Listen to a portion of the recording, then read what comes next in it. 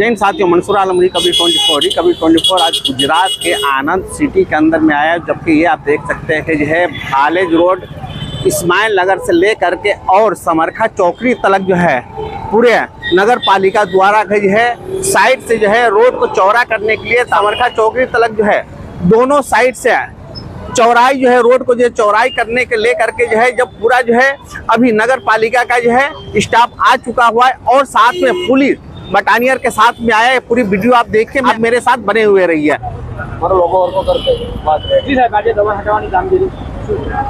आज रोज आणंद टाउनना इस्माइलनगर ओवरब्रिज थी सामरका चौकड़ी तरफ जता रोड पर पाका तथा काचा दबाणों हटाड़वानुं झुंबेश हाथ धरवामां आवेल छे। आ झुंबेश दरमियान कोई अनिच्छनीय बनाव न बने ते माटे पोलीस अधीक्षक श्री जीजी जसाणी साहेबनी सूचना अने मार्गदर्शन हेठळ आनंद टाउन पोलीस तरफथी पूरतो बंदोबस्त राखवामां आवेलो छे અને કોઈ અનિચ્છનીય બનાવ ન બને તે માટે પૂરતી તકેદારી રાખવામાં આવેલ છે। આ બાબતે આનંદ ટાઉન પોલીસના પીઆઈ, તમામ પીએસઆઈ શ્રીઓ, મહિલા પોલીસ કર્મચારી, પુરુષ કર્મચારીઓ સાથે બંદોબસ્ત પૂરતો ગોઠવવામાં આવેલો છે। આજે આણંદથી ભાલેજ રોડ રાજ્ય ધોરીમાર્ગ ઉપર જે દબાણ થયેલ હતા અને ટ્રાફિકની સમસ્યા ઘણી વધી હતી એને ધ્યાનમાં રાખીને અગાઉ અમે લોકોએ દબાણકર્તાઓને 140 જેટલા દબાણકર્તાઓને નોટિસ પાઠવવામાં આવેલ અને સ્વેચ્છાએ દબાણ દૂર કરવા માટે તક આપવામાં આવેલ। ઘણા ખરા દબાણકર્તાઓએ દબાણ હટાવી લીધવામાં આવેલ હતા, પરંતુ જે કંઈ દબાણ જે બાકી રહી ગયા છે તે તમામ દબાણ દૂર કરવાની કાર્યવાહી હાલ પ્રગતિમાં છે। કેટલા કર્મચારીઓ જેસીબીને કેટલું છે? હાલ અમારો માર્ગ અને મકાન વિભાગનો સ્ટાફ, આણંદ મહાનગરપાલિકાનો સ્ટાફ, મામલતદાર ઓફિસનો સ્ટાફ, પોલીસ સ્ટાફ એમ થઈને લગભગ નહીં તો 100થી પણ વધારે સ્ટાફ અત્યારે ફરજ બજાવી રહ્યો છે। અને મશીનરીમાં અમારી પાસે 7 જેસીબી છે, 2 ક્રેન છે, 7 ટ્રેક્ટર છે વગેરે મશીનરીનો ઉપયોગ કરી રહ્યા છે। અત્યારે અહીંયા આણંદ ઇસ્માઇલનગર ઓવરબ્રિજથી લઈને અને સામરખા બુલેટ ટ્રેનની નીચેનો જે બ્રિજ છે ત્યાં સુધી જે કંઈ દબાણ હશે એ તમામ દૂર કરવામાં આવશે। દબાણ હટાવવાની કામગીરી છે, શું કહેશો?